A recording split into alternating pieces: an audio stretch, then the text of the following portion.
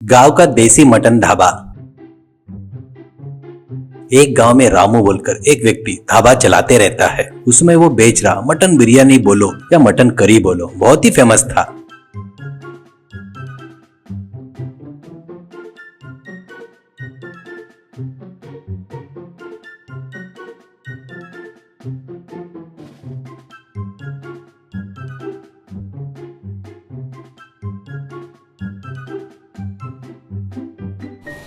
उसके लिए कहां कहां से लोग कार से आते थे।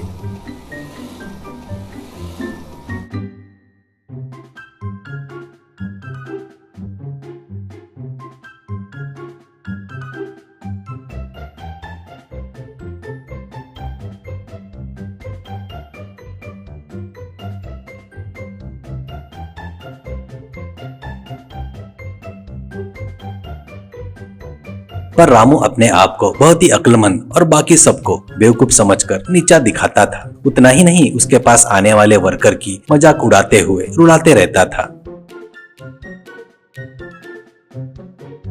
कभी कभी कस्टमर से भी शर्त लगाकर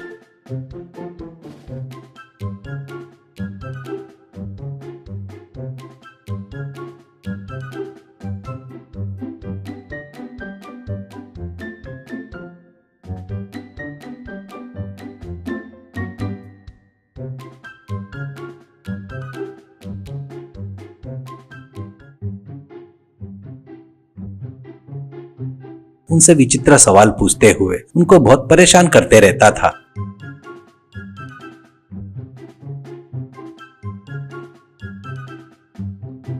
पर उसके पास का मटन बिरयानी बहुत ही टेस्टी रहने से कस्टमर्स भी आते थे।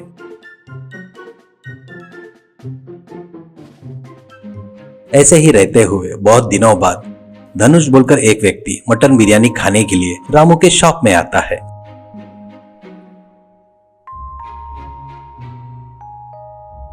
अब उसको देखकर रामू, क्या बात है बेवकूफ भाई, बहुत दिन बाद आया। वैसे भी तेरे को कितने बार बताया, और वो तेरे जैसी बेवकूफ मेरे पास आकर मटन बिरयानी करी खाए तो जल्दी ही उनका दिमाग बढ़ेगा। ऊपर से मेरे जैसे बुद्धिमान को देखकर तू भी अच्छा होशियार बनेगा करके कहता है। तो धनुष, क्या भैया, क्यों इतने मुंह में खुजली हो रही है क्या? तुम ऐसे ही पैदा हुए हो क्या? आने वाले लोगों से ऐसे रिश्ता खराब क्यों कर रहे हो करके बोलता है। तो रामू, भाई अपने पास बुद्धिमान लोग ही आते रहते हैं भाई, बेवकूफ लोग हमेशा ऐसे ही गायब हो जाते हैं। उनके लिए मैं कुछ नहीं कर सकता, लेकिन ले मटन बिरयानी खा ले, थोड़ी सी बुद्धि कमा ले कहकर उसको मटन बिरयानी परोसता है। वो सब खाकर धनुष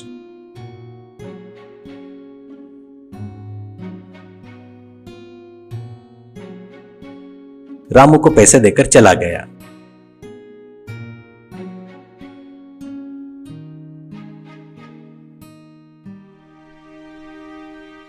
उसके बाद धनुष जाकर अपने दोस्त वीरू से मिलता है। और अब वीरू से धनुष, अरे यार, वो रामू जो मजाक उड़ाता है ना, वो मैं बिल्कुल बर्दाश्त नहीं कर पा रहा हूँ रे। वो कभी कभी इतना अपमानजनक बातें करता है कि उसको पकड़कर जमकर धोने की इच्छा होती है यार। पर बहुत कंट्रोल करके आ रहा हूँ। अपना क्या है बोले तो मटन बिरयानी वीकनेस है यार। पर वो बेवकूफ ना उस मटन बिरयानी को शांति से खाने भी नहीं देता यार। क्या करूँ, उसको छोड़ूंगा नहीं रे मैं, उसको तो अच्छे से सबक सिखाना होगा रे करके कहता है। तो वीरू, यार मैं भी उसके बारे में बहुत दिनों से सोच रहा हूँ। बताता मुझे भी मिलेगा रे वो, एक दिन दोनों मिलकर जाएंगे तब उसको दिखाता मैं करके बोलता है। ऐसे एक हफ्ता बीत जाने के बाद वीरू धनुष दोनों मिलकर रामू के मटन बिरयानी के दुकान में आते हैं।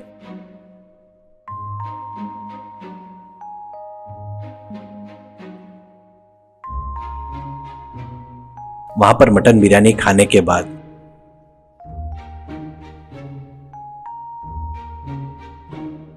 रामू को पैसे देते हुए वीरू, क्या रामू भैया, तुम तो बहुत बुद्धिमान हो करके पूरा गांव चर्चा करता है। चलो अपन दोनों एक छोटी सी शर्त लगाएंगे, क्या कहते हो? ऐसे कहता है। तो रामू, क्या मुझसे शर्त लगाता क्या, वो भी बुद्धिमानी के बारे में? अरे बाप रे, ठीक है, शर्त अपन 10,000 की लगाएंगे, ठीक है ना तेरे को करके कहता है। तो वीरू ओके कहता है। अब रामू से वीरू, देखो भैया, मैं तुमको एक सवाल पूछूंगा, तुमको उसका जवाब देना होगा, ठीक है ना?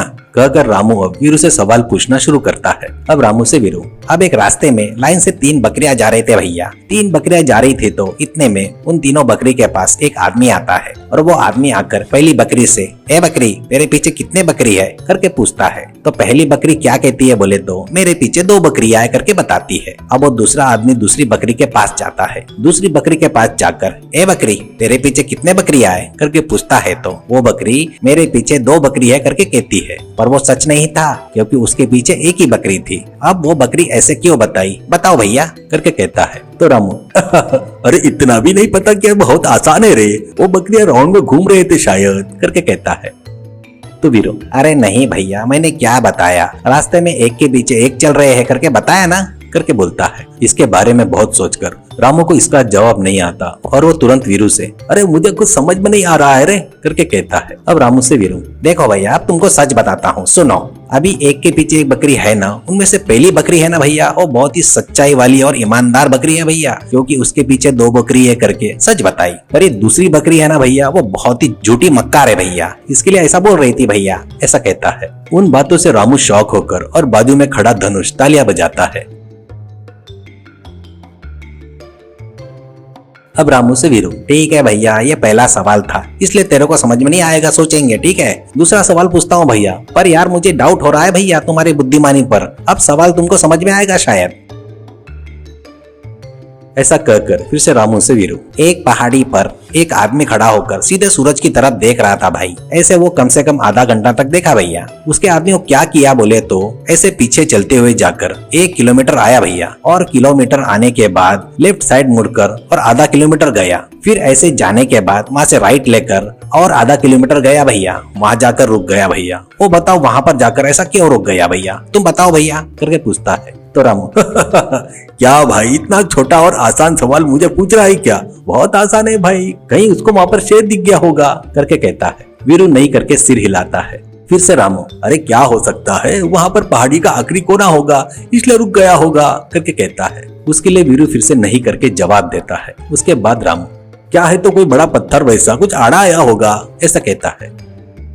वीरू वो भी जवाब नहीं है करके कहता है। वो सब देखकर रामू क्या है रे बाबा मुझे तो कुछ समझ में नहीं आ रहा है, क्या है तो ऐसे सवाल पूछ रहा है जो मुझे समझ में ही नहीं आ रहे हैं, वो क्या है तू ही बता भाई ऐसा कहता है गुस्से से। वो सुनकर वीरू अब क्या बताओ भैया, वो आदमी क्यों रुका तो उसकी मर्जी भैया, उसको वहाँ रुकने की मर्जी हुई इसलिए रुक गया, उसको कुछ दिखा या कुछ देखने के लिए उसकी मर्जी भैया इसलिए रुक गया। कुछ पत्थर आड़े आया या कुछ और आड़े आया कुछ नहीं भैया, यानी तुम शर्त हार गए इसलिए मेरे 10,000 मेरे को दे दिए तो मैं जाकर बढ़िया एंजॉय करूंगा भैया ऐसा कहता है। रामू ये सब अन्याय है भाई, तुम मुझे सब बेवकूफ वाले सवाल पूछकर मेरे साथ धोखा कर रहे हो करके कहता है। वीरू देखो भैया धोखा देना या कुछ देना तुम नहीं बता सकते, ऐसे सवाल पूछना मेरी बुद्धिमानी है ना, इसलिए मैं तेरे से ज्यादा बुद्धिमान हूँ। ये सब डिस्कशन नहीं चाहिए भाई, ईमानदारी से तू मेरे पैसे देता या सभी लोगों के सामने तेरे को पागल बताकर बेवकूफ करके बताओ। कहने से रामू कुछ नहीं कर पाने से उसको पैसे देता है।